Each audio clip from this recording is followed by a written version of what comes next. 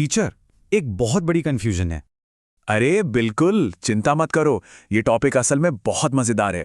चलो आज इस पूरी उलझन को हमेशा के लिए सुलझा देते हैं। हम लोग शुरू करेंगे सबसे बेसिक चीज से, एक सिंपल से नक्शे से। अच्छा, तो एक सिचुएशन इमेजिन करो।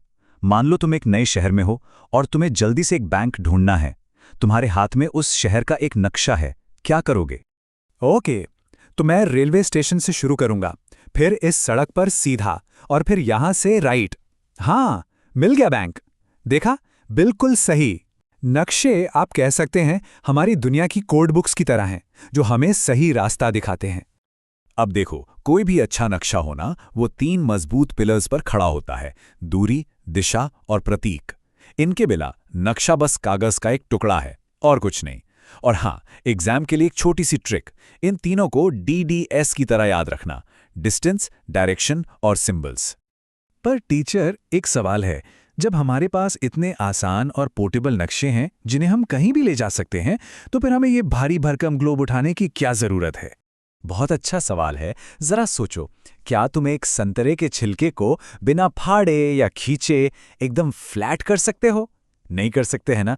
ठीक इसी तरह हमारी गोल पृथ्वी को जब एक सपाट कागज पर बनाया जाता है तो देशों के आकार और साइज में थोड़ी बहुत गड़बड़ हो ही जाती है। इसी गड़बड़ को हम डिस्टॉर्शन कहते हैं।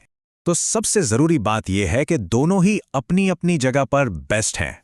छोटी जगहों की जानकारी के लिए नक्शा बढ़िया है, लेकिन अगर पूरी पृथ्वी को बिना किसी गड़बड़ के समझना है तो ग्लोब ही उसका असली सच्चा मॉडल है। लेकिन टीचर, इतने बड़े ग्लोब पर कोई एक छोटी सी जगह भला कैसे ढूंढेगा?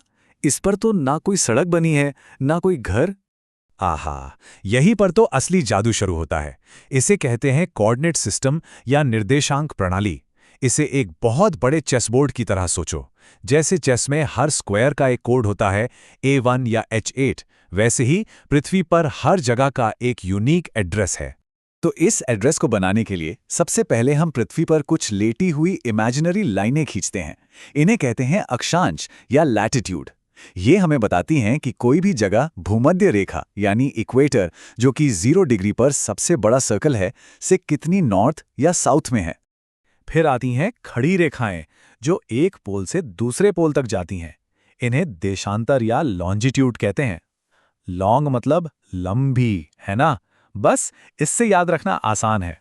और जब ये लेटी हुई और खड़ी लाइनें एक दूसरे को काटती हैं, बूम, एक परफेक्ट ग्रिड तैयार हो जाता है।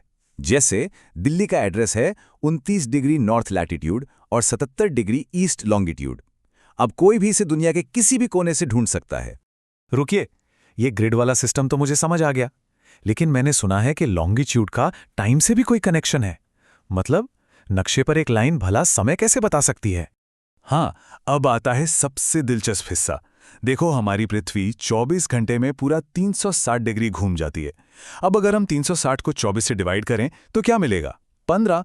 इसका मतलब है कि पृथ्वी हर एक घंटे में 15 डिग्री देशांतर घूम जाती है। और यहीं छुपा है समय का सारा राज। देखो, दुनिया का जो स्टैंडर्ड टाइम है वो 0 डिग्री देशांतर से तय होता है, जो लंदन के पास ग्रीनविच से गुजरती है, और हमारा भारत है 82.5 डिग्री ईस्ट लॉन्गिट्यूड पर। तो अब 15 डिग्री का मतलब 1 घंटा, तो 82.5 डिग्री का मतलब हुआ 5.5 घंटे।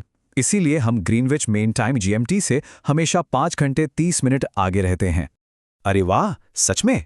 मतलब ग्रीनिच के फेमस होने से सदियों पहले हम उज्जैन से टाइम कैलकुलेट कर रहे थे। ये तो कमाल है। हाँ, एस्ट्रोनॉमी और जियोग्राफी में भारत का योगदान बहुत पुराना और बहुत ही महत्वपूर्ण रहा है। बहुत बढ़िया। अब लगता है तुम बोर्ड परीक्षा के लिए काफी हद तक तैयार हो। चलो, एक रैपिड फायर राउंड हो जाए। जल्दी से बताओ, आज हमने क्या क्या सीखा? बिल्कुल तैयार। नक्शे के 3 हीरो: दूरी, दिशा, प्रतीक। ग्लोब है पृथ्वी का असली मॉडल, बिना किसी गड़बड़ी के। लैटिट्यूड और लॉन्गिट्यूड मिलकर एड्रेस बताते हैं, और सबसे जरूरी, लॉन्गिट्यूड से टाइम पता चलता है। और हमारा भारत GMT से 5.5 घंटे आगे है। शानदार। अब देखते हैं तुम्हारी तैयारी कितनी पक्की हुई है। पहला सवाल स्क्रीन पर है, और सही जवाब है ऑप्शन सी, भूमध्य रेखा, क्योंकि यह पृथ्वी के सबसे चौड़े हिस्से पर बना सबसे बड़ा सर्कल है। चलो, अब टाइम कैलकुलेशन का सवाल। थोड़ा सोचो, हमने अभी अभी इसका फॉर्मूला समझा है। सही उत्तर है ए, दोपहर के 12 बजे। देखो, 30 डिग्री का मतलब हुआ 2 घंटे, और क्योंकि शहर ईस्ट में है मतलब वो टाइम में आगे है, तो 0 डिग्री पर समय जानने के लिए हम 2 घंटे पीछे जाएंगे। 2 बजे से 2 घंटे पहले। बज गए 12। बहुत अच्छे। और ये रहा आखिरी सवाल। ये थोड़ा ट्रिकी है पर इसका जवाब बहुत लॉजिकल है। इसका सही जवाब है बी। ये लाइन जानबूझकर टेढ़ी मेढ़ी बनाई गई है ताकि एक ही देश में 2 अलग-अलग तारीखें ना पड़े। सोचो कितनी गड़बड़ हो जाती अगर एक ही घर के किचन में सोमवार होता और बेडरूम में मंगलवार। तो अब बताओ, नक्शे, ग्लोब और समय को लेकर कोई उलझन बची है?